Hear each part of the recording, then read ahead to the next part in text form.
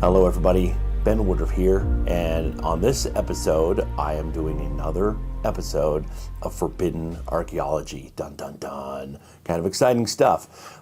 It's kind of fun to push the envelope a little, and it's kind of fun to talk about some what ifs, and this one is unique. I guarantee nobody knows about this one except for a very few people, and I got permission from the discoverer to share this information and to share images because I would like the possibility to be out there. So if you watch my channel, you know I love the Ice Age. I mean, I have a huge collection of Ice Age bones and animals and fossils, and I love making the connection with the fact that every living animal alive today is an Ice Age animal. So you could find it somewhere on the planet during the Ice Age. That's how recent the Ice Age is. So we often make mistakes, like we'll think, oh, well, a woolly mammoth became an elephant. No, these are two species that lived at the same time on different parts of the planet. Woolly mammoths are gone, we still have elephants, okay, but they're cousins.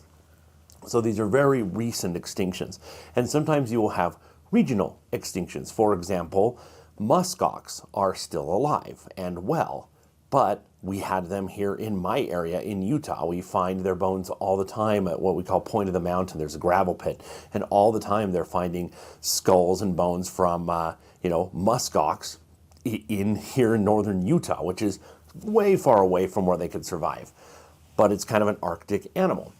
Well, this species we're going to talk about is a type of antelope. It's an antelope that is extinct in the United States, but still exists in the old world. And that is the saiga antelope. But before we get into it, we got to talk a little bit about antelope.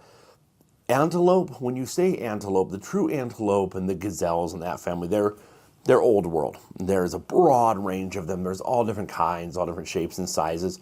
These are the true antelope. In America, we have the pronghorn or the pronghorn antelope, which is not a true antelope. In fact, it is more closely related to giraffes and okapis, which is very strange, but that is who their closest relative is. I got a skull of one of them here. So this is fairly common in today's world in the West and Southwest and in the United States and Mexico. It's a really cool species. We know in the 1800s there were herds of them, just like the buffalo. You hear about these buffalo herds with hundreds of thousands of buffalo. The pronghorn were the same way. The pronghorn antelope were everywhere. But what a lot of people do not know is that there were far more. In researching for this, currently, taxonomically, there are 68 different species listed of types of Antilocapridae, of relatives of the pronghorn antelope of America. 68. And 67 of them are extinct. We have one left. The others were all over the place. If you look at their headgear, and it's wild. You know, triple horns or long straight horns and spiral horns, and one that almost looks like a moose antler. All different kinds of shapes. There were some that were pretty big, almost to the size of an elk, and there were some that went extinct just about 2,000 years ago, about the size of a jackrabbit. It's crazy. We don't know why they all went extinct.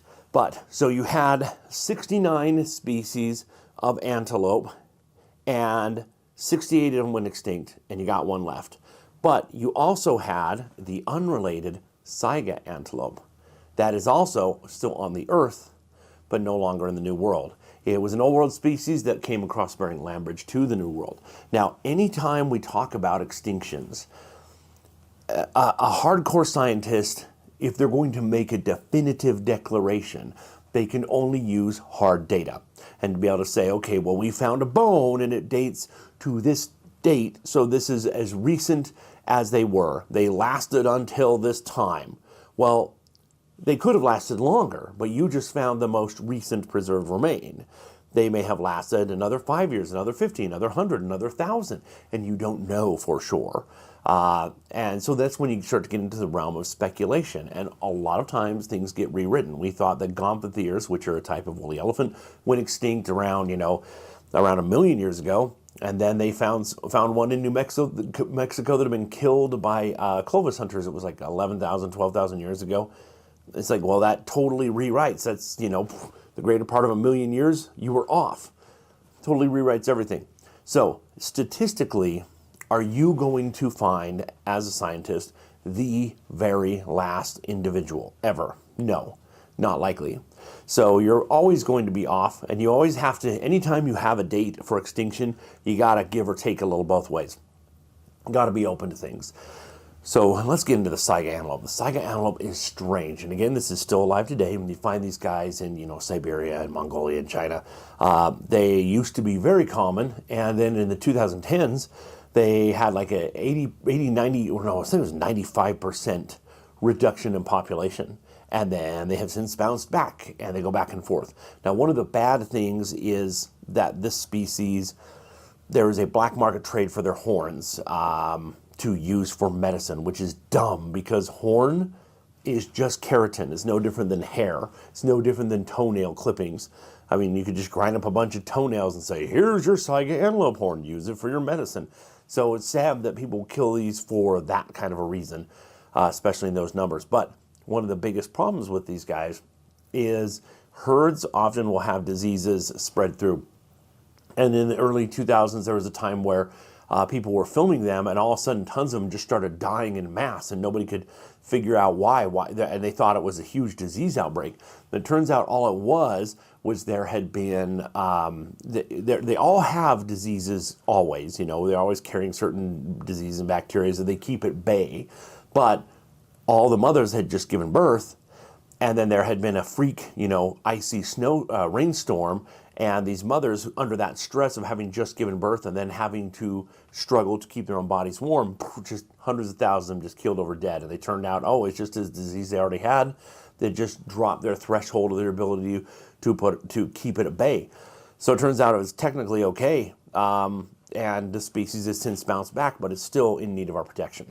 So what does this have to do with America and with the Southwest? Well, there's a very cool person. His name is Darvil McBride, and this is one of the coolest, most epic people you'll ever meet. His whole family, the McBrides, are amazing people. I'm a falconer, and that's how I met Darvil, through falconry. Many in his family are falconers, but they're also hikers and fishermen and do adventure sport fishing, and Darvil does it all. He lives life richly and deeply, and he has a passion for life. And he has a channel, and I'm going to put a link in the description to his channel. Please go check it out. He's even been on the TV series Naked and Afraid. He was on one of the Africa episodes, and I very much appreciated that, because if you don't know, a year and a half ago died and came back. I had cardiac arrest and 3 strokes and came back with no memories and no nothing. And while I was in the hospital getting my vision back, getting my brain back, getting my memories back, the TV was playing, and all of a sudden I see this guy walking around Africa on the Naked and Afraid show, and I'm like, that's Darvil. And it was one of the first things to help me start getting my memories back. And it was, so as soon as I could, I reached out to him. I'm like, hey, I appreciate you. You helped me, my brain, to start reconnecting things. Well, one time in northern Utah, he was climbing up on a kind of a hillside of shale. And he happened to find something that looked like a carving of an animal.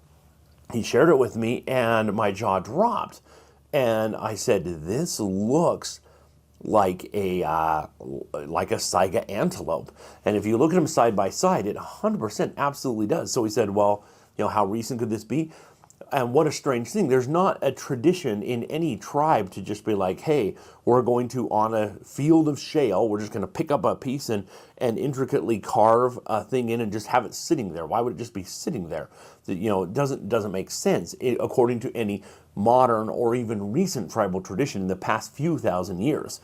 So we looked at it under a microscope, and the patina, it has repatinaed over. This is very, very old. Whoever did this, now it could be that whoever did this is just a bad artist, and they're like, I was trying to draw a deer and I'm really crummy at it or something. That's possible.